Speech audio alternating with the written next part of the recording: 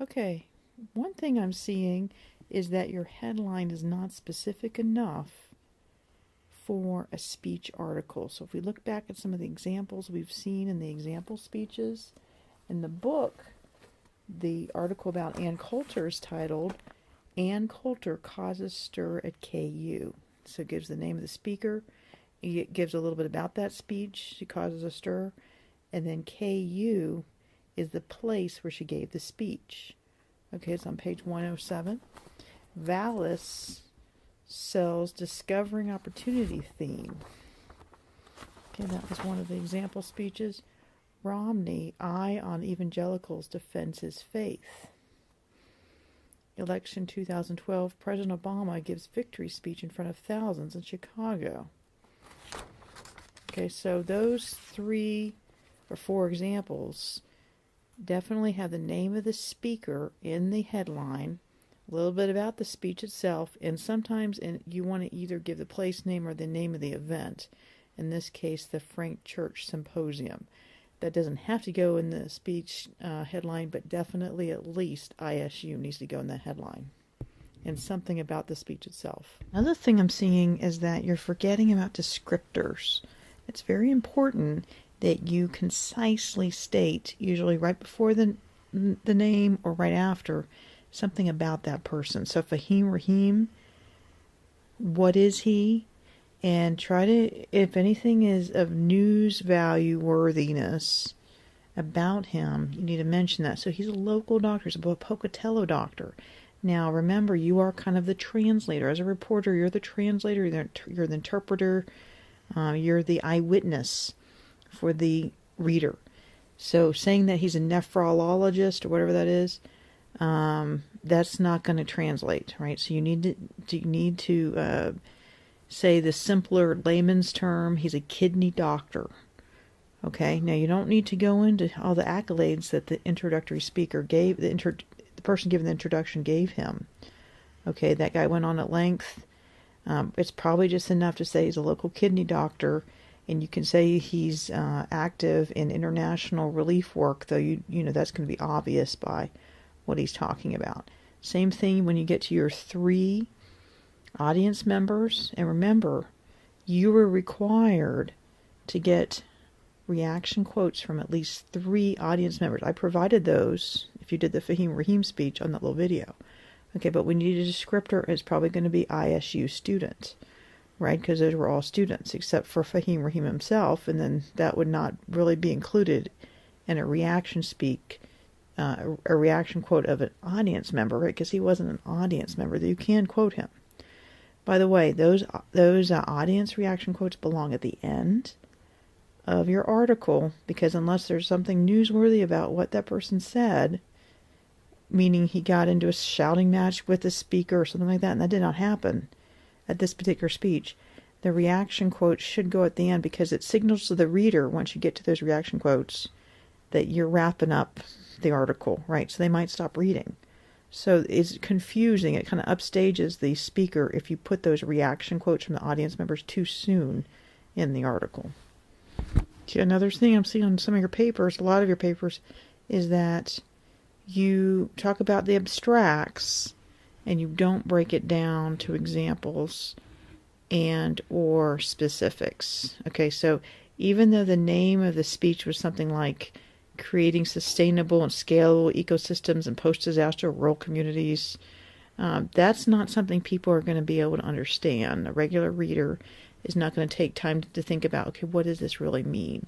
So what that means is you're going to need to use layman's terms. You're going to need to find a way to say that what that means without actually using the original wording. So even though the name of the speech, it seems like logical, good sense to put it in there, I'm going to tell you right now, it's really not necessary to put the title of the speech in this particular article speech article, because people are just not going to read it. They're going to stop reading at that point, or they'll skip over that.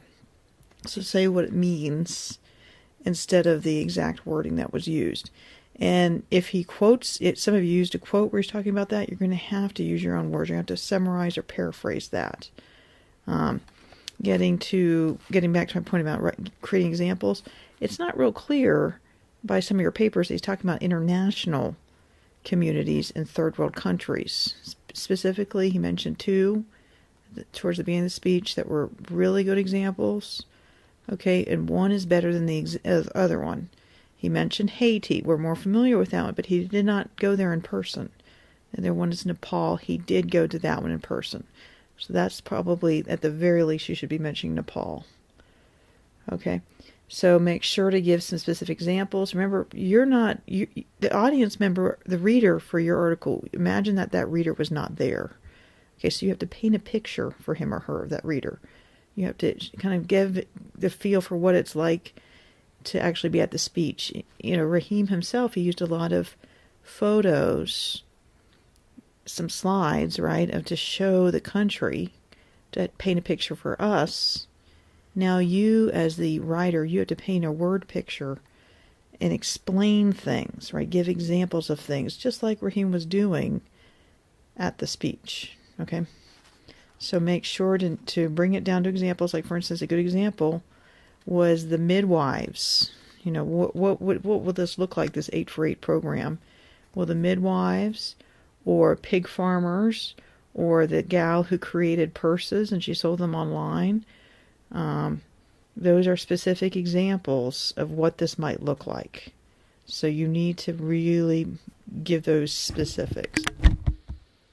Okay, I'm seeing some of you space your article incorrectly. It has to be double spaced, the entire text. Please, no extra spacing between paragraphs. Just double space the whole paper. We had a video about that. You can find it on Moodle about how to do that if you're not sure how to do that in Word, Microsoft Word. We don't need the name of the city. We don't need a date line on this. Okay.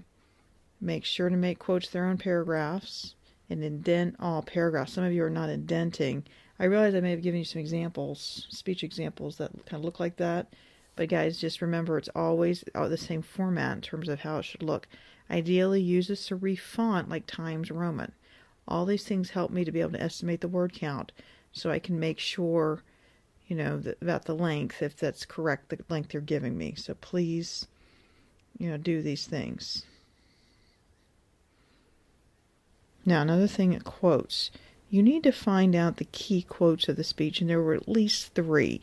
One of them, he talked a few times about not being people's saviors in these third world countries. So one of those saviors quotes should go in your speech article. So that's one. Okay, and there were at least 2 others.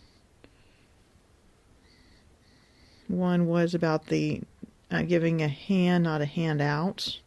That one definitely belongs in your speech article, and there was at least one other.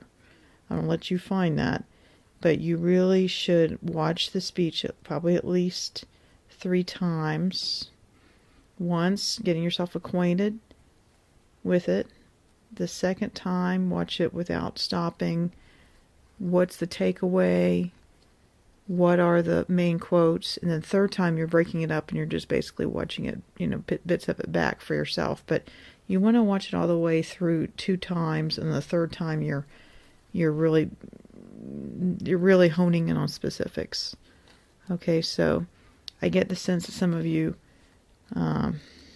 might have not watched it enough in terms of the big picture, what he was trying to say. Okay, so Fahim Rahim talked about empowering women, and one of the things that he doesn't do real well, though it's implied, is explain why women are in some ways the most important, or it's more important to empower them as important members of the community. And what he was implying when he went through the childbirth thing is that, women care more about the whole of the community, right? Because they are mothers and they are wives. And so they're sort of the glue and they knit the community together, right? Whereas men can sometimes be more independent-minded. They're not necessarily so family community oriented, because women are kind of the pillars in some ways. So he does imply that. I don't think he comes out and states that. It's strongly implied, and you may need to speak to that when you're explaining to the audience about the empowerment thing. Another thing that he doesn't necessarily clarify, but he did later, when students were talking to him after the speech, is that, are these 8 women going to all be in the same community? And the answer is no. Are they all supposed to be midwives? And the answer is no. Okay, so they're going to be in different third world communities. And they're not all going to be midwives, but they're going to receive some sort of vocational training. Okay, another thing to remember is that you want to avoid chronological order. We do not need chronological order on giving the order of the speech. Okay, and be very careful about editorializing. For instance, do we need to constantly refer that this is Dr. Rahim, Dr. Rahim? Well, if it were the format of your paper and stylistically your paper used Mr. and Mrs. like the New York Times, then yes. But most papers are probably just going to refer back to him as Rahim rather than Dr. Rahim. Also, we need to avoid first person. Remember, us and we, unless it's a direct quote, and then you do want to be word for word and include that. But we and the paraphrase that we and us, that does not, those words do not belong in a paraphrase or summary. Okay, so you would need to say people or Americans or figure out what he means by we and me and use that instead.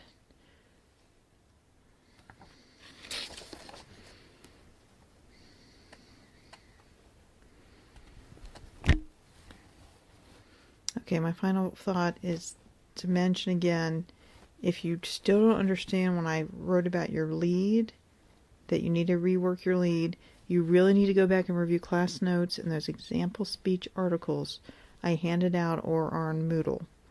Okay, because there's certain things, you just like a report, you include 5 W's, 1 H, but you're looking for the main point or the overall impression. The overall impression, that goes into your lead. Okay, so make sure to rework your lead with those things in mind. Your notes that you have from the lectures, from our class lectures, and the book information, the textbook pages on speeches, writing articles on speeches, as well as those example articles and the student example articles too. Make sure to study those.